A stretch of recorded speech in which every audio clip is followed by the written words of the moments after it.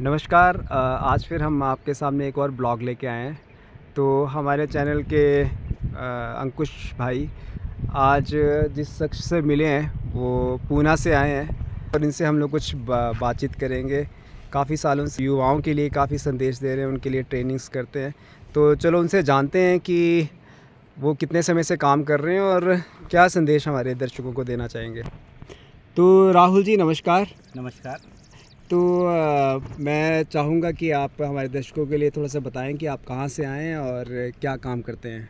पहले तो आपके सभी दर्शकों के लिए मेरा नमस्कार। और मैं आया हूँ पूना से, पूना महाराष्ट्र से। और मेरा नाम है राहुल कुतुरकर और पिछले 10 साल से मैं जेंडर इक्वालिटी और सेक्सुअलिटी के ऊपर काम कर रहा हूँ। और उसमें से भी मोस्टली जो है युवा लड़कों के साथ काम कर रहा हूँ जो किशोरावस्था में हैं। उनकी समस्याएं सुनना, समझ के लेना और उनको अपने समस्याओं से बाहर निकलने के लिए थोड़ा मदद करना, ये मेरा ज़्यादातर काम रहा है। राहुल जी आप पूना में तो काफ़ी समय से काम कर रहे हैं हाँ। एडोलसेंट बॉयज़ के ऊपर, तो यहाँ हिमाचल में कैसे आना हुआ? ओके। तो कुछ साल पहले मैं यहाँ पे एक वर्कशॉप के सिलसिले में आया था। वहीं पे मुझे निष्ठा के जो विजय जी हैं उनके साथ मुलाकात हो गई और विजय जी ने कहा कि ये प्रोग्राम हमारे यहाँ पे यानी निष्ठा ऑर्गेनाइजेशन में करना है। तो उसी के तहत हम निष्ठा में आ गए और निष्ठा के साथ पिछले 2 साल से हम ये कार्यशाला कर रहे हैं जिसमें बहुत सारे यंग लड़के आ रहे हैं। हम लोग देख रहे हैं कि आज का जो यूथ है वो सोशल मीडिया पे बहुत ज़्यादा एक्टिव है। हाँ, इसका कोई फ़ायदा भी है। आप देख सकते हैं कि अभी कई यूट्यूबर पैसा भी कमा रहे हैं। पर आपको लगता है कि कहीं न कहीं हमारा जो आज का यूथ है इसकी वज़ह से डिस्ट्रैक्ट भी हो रहा है, मतलब उनका ध्यान भी भटक रहा है?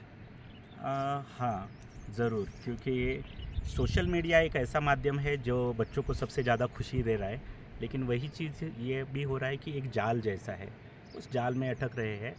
सोशल मीडिया 2 तरीके से काम कर रहा है, 2-3 बहुत तरीके से काम कर रहा है असल में तो, लेकिन मैं यहाँ 2 तरीके तो बताना चाहूँगा। एक है कि उनके लिए वो वहाँ बहुत सारा खुद को प्रेज़ेंट करने का मौका मिलता है, तो वो इसलिए वो वहाँ बहुत ज़्यादा जाना चाहते हैं। जैसे कि यूट्यूब पर हो गए हैं या इंस्टाग्राम पे हो गए या इस तरह के और बहुत सारे चैनल हैं।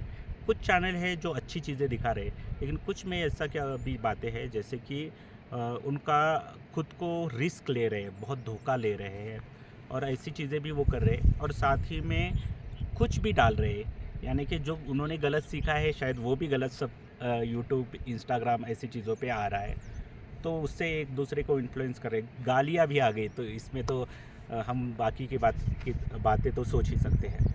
और दूसरा है सोशल मीडिया जो है वो इस तरह से काम कर रहा है कि जैसे कि कुछ जगह पे जाल बिछे होते हैं सोशल मीडिया पे ही।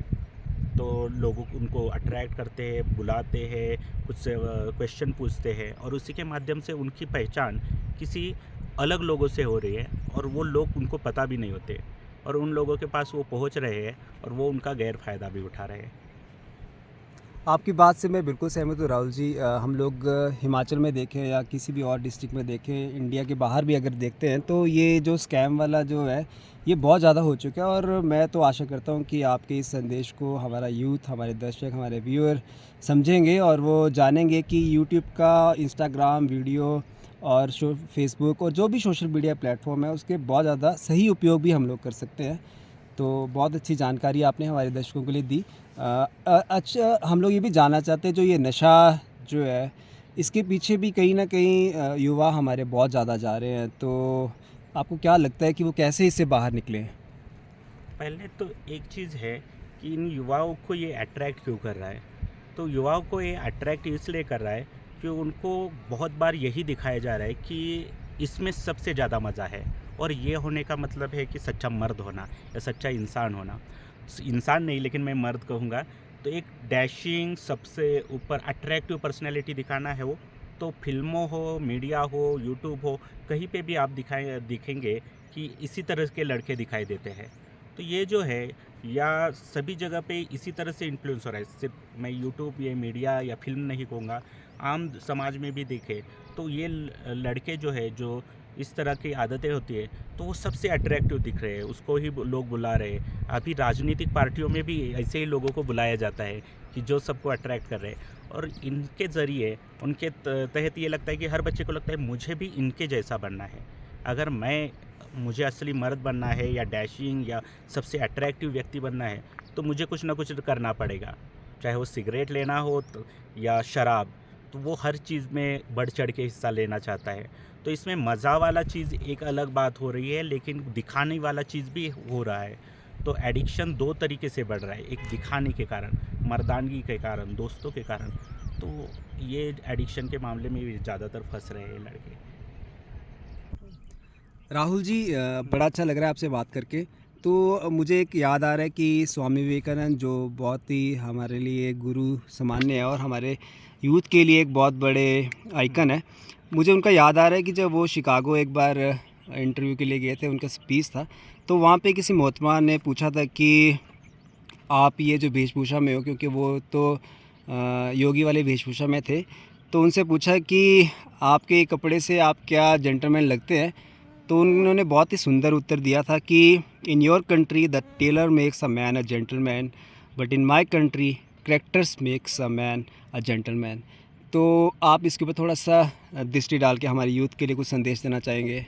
ये सही तो बात है, क्योंकि हम अभी भी उसी चीज़ों में अटके हुए हैं कि बहुत बार सभी को ये लगता है कि कपड़े या उनकी वेशभूषा क्या पहन रहे, कैसे रह रहे हैं, इससे उनका व्यक्तित्व बनता है। तो व्यक्तित्व असल में उनके अंदर क्या है, वो क्या कर रहे हैं, उनके विचार क्या है, उनके दृष्टिकोण है क्या है, इसके ऊपर बनता है। लेकिन हम सब कमर्शलाइज बन गए हैं, बहुत अलग अलग तरह के कपड़े पहन दो, टैटू बना दो, मसल्स बना दो, यानी सब बन जाएगा। यहीं पे तो हम अटके हुए हैं, और इससे आगे जाकर हमें थोड़ा विचार करना पड़ेगा कि हमारे विचार क्या है, दृष्टिकोण क्या है, हमारी अंदर में क्या मानवता थी, हम किस तरह से सोचते थे और आज किस तरह से सोच रहे हैं, क्या दृष्टिकोण में बदलाव आ रहा है। तो ये एग्रेशन वगैरह ये सब है, या दिखावे के लिए जो बन रहा है, ये सबसे खतरनाक होता जा रहा है हमारे समाज के लिए। राहुल जी, आप तो काफ़ी समय से मतलब बॉयज़ के लिए, लड़कों के लिए आप ट्रेनिंग कर रहे हैं। तो आपको लगता है कहीं न कहीं कि जैसे एक लड़की का अपनी माँ से जो इतना घनिष्ठ संबंध होता है, इतना अच्छा रिश्ता होता है, वो लड़के कहीं न कहीं अपने पिताजी से, पापा से थोड़ा उसको उसमें उतना गैप है कहीं न कहीं, और उसको कैसे उसको सुधारा जाए? सही, एकदम थोड़ा-सा अलग सवाल है, लेकिन बहुत महत्वपूर्ण सवाल है, क्योंकि हमारी जो व्यवस्था हो रही है, उसमें पिता और पुत्र का संबंध तो बहुत यानी जटिल होता जा रहा है, कि वो एक तरफ कहते हैं एक-दूसरे से प्यार करते हैं, लेकिन अगर उन दोनों के बीच की बात देखें, तो बहुत कम होती है। ना वो एक-दूसरे को समझ पा रहे हैं, ना रिश्ता बेहतर बना पा रहे हैं। तो हमें थोड़ा-सा हर एक को थोड़ा प्रयास करना पड़ेगा, चाहे वो पिता हो या पुत्र हो। दोनों को थोड़ा सोचना पड़ेगा कि क्या हम असल में कंट्रोल वाला चीज़ चाहते हैं या प्यार वाली चीज़ चाहते हैं। पिता को थोड़ा बदलना पड़ेगा कि हाँ, थोड़ा-सा बेटा है, अब बड़ा हो रहा है, और छोटा है तो भी दोनों ही मामलों में उसको सुन के लेना चाहिए, सुनना ज़रूरी है। वो सुनते नहीं हैं, और वही चीज़ बेटों से भी हो रही है, बच्चों से भी हो रही है। बच्चे कुछ अलग नहीं है, बच्चे वही कॉपी कर रहे हैं। या कहीं कभी-कभी तो मैं कहूँगा कि अगर पिताजी भी कहीं जगह पे सही है, तो बेटे कहीं-कहीं से अलग से कुछ सीख के आ रहे हैं और वही डोमिनेशन घर में दिखा रहे हैं। तो ऐसे सिचुएशन में बेटों को भी ये समझना पड़ेगा कि हाँ, हमारे पिताजी है, और उनको बदलने के लिए, यानी कि उनके सामने भी आप रोल रोल मॉडल हो सकते हैं ना, कि ज़रूरी नहीं हमेशा। और ये हो जाए कि दोनों भी अच्छे ही है, तो उसमें तो दूध और शक्कर वाली बात हो गई कि मिठास ही मिठास है। तो दोनों भी अच्छे हैं तो और ही बढ़िया है, रिश्ते और बेहतर बनते जाएंगे।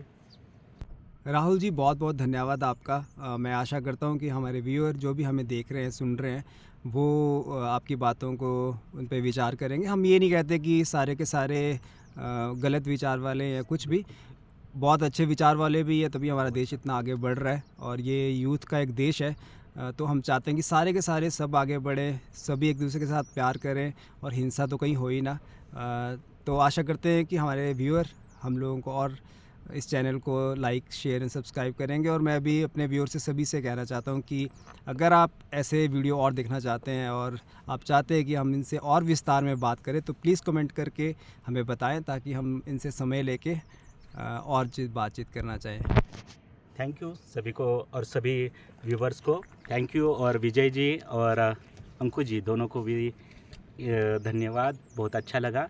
और ज़रूर मैं सभी दर्शकों को कहना चाहूँगा कि लवली बॉय जो हिमाचली लवली बॉय है उसको लाइक करो, सब्सक्राइब करो, शेयर करो, कमेंट्स करो, अच्छा लगेगा।